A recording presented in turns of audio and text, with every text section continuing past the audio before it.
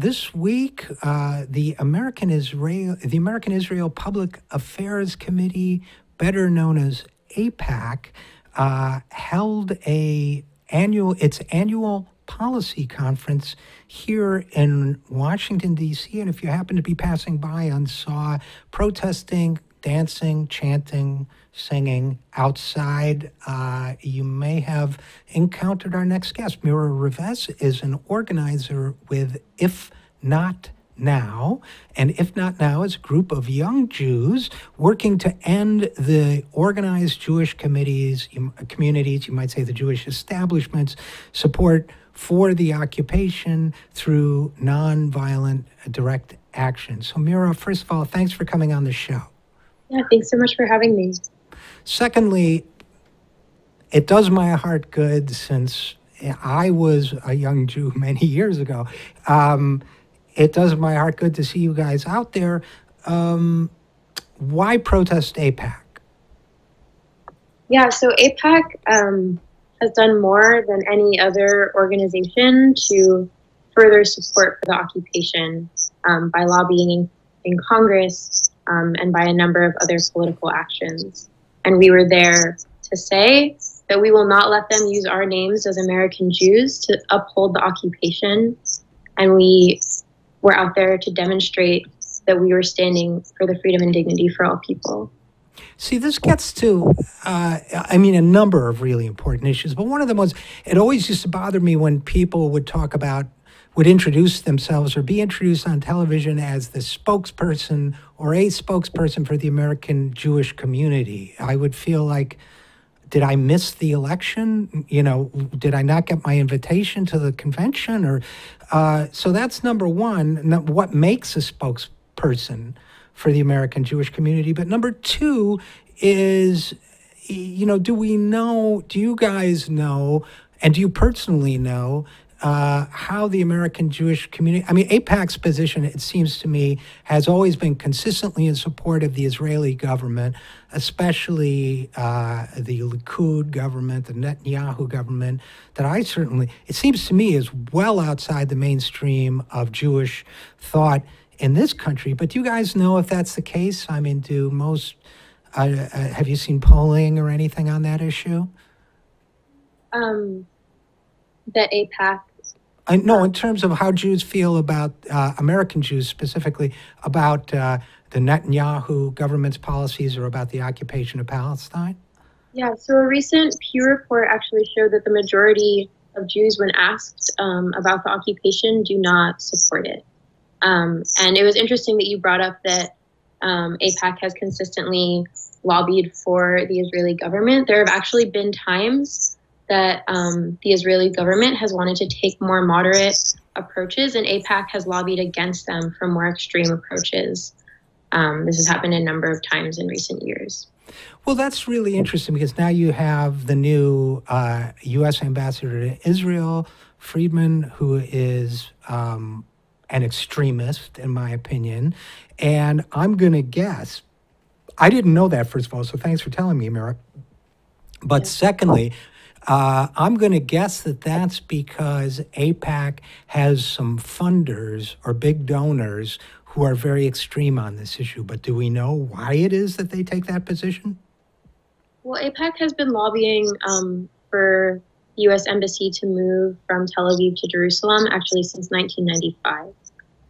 So I'm sure it's a dream come true for them that Friedman was appointed. We actually know that because they sent out a tweet congratulating him.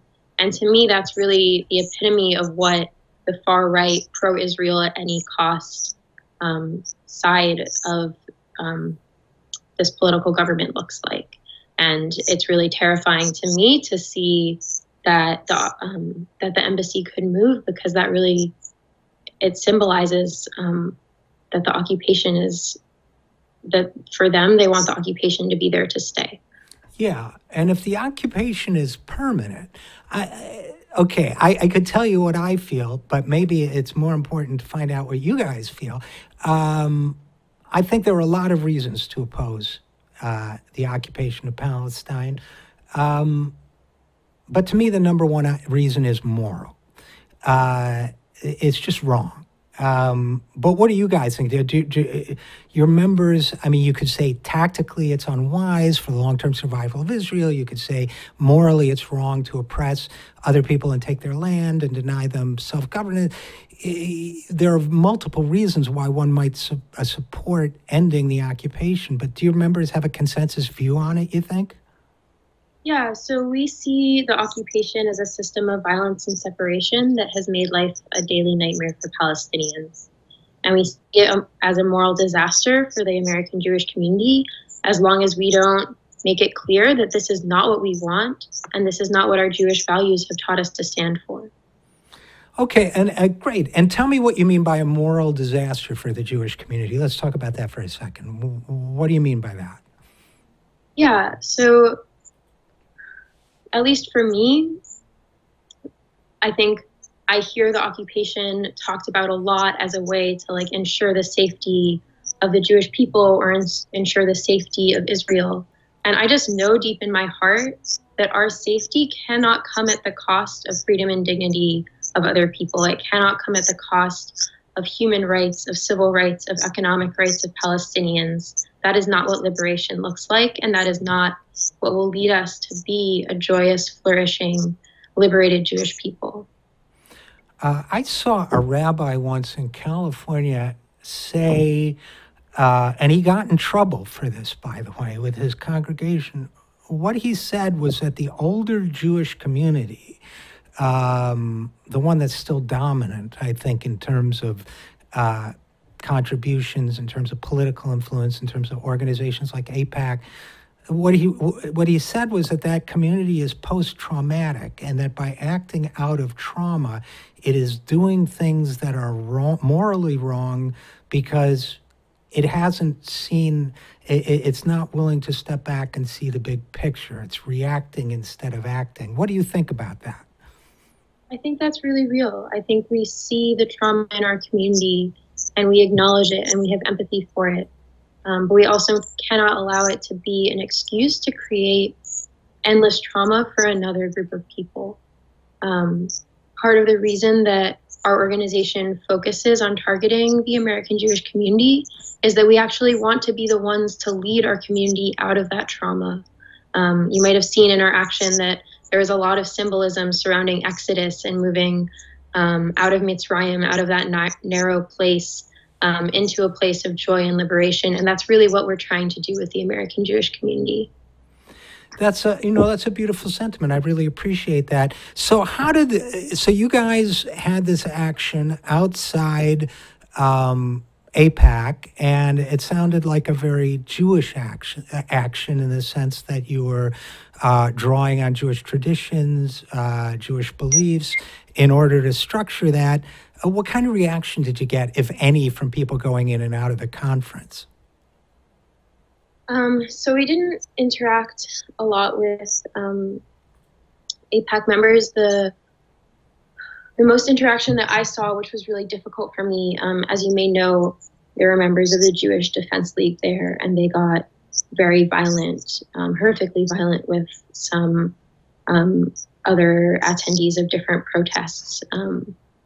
And I remember looking over at various points and seeing men with like the AIPAC lanyards and name tags, shaking hands with, giving fist bumps to the members of the JDL, congratulating them on attacking innocent people who are just there to stand up for their rights. Well, that sounds to me like thuggish behavior, like the behavior of thugs. That I hadn't heard that, and that's horrifying. So, and yet, somehow not surprising. How do you, if you don't mind a personal question, and again, we're talking with Mira Revesz, an organizer with If Not Now, how's your family taking it? I had a divided family, a two-religion family, but the Jewish side of my family used to be very touchy on the subject of Palestine and on what, they considered my traitorous beliefs in that area. How's your family taking your activism in this area? I'm very blessed to have a family that really supports me in this and stands with me in this. And yeah, is right there with me. But I know that for a lot of my friends, and if not now, it's really difficult. Some of the friends that I was standing there in the protest with had family members inside the building. Some are not able to talk to their family members about their involvement with If Not Now. And we try as a community to really support each other in that. Yeah, I could imagine. And, everything you're saying, Mira, about If Not Now as a group, it really sounds right on the money, morally, spiritually, psychologically, and as a community, and all of that. So let me ask you what you guys have planned next. Yeah, so this is actually a really exciting moment for us. The Action at AIPAC launch symbolized the end of the first phase of our 4-phase strategy, and we're now moving into phase 2, which is going to be much more focused on institutions for Jewish youth, and to bring even more Jewish youth into this movement.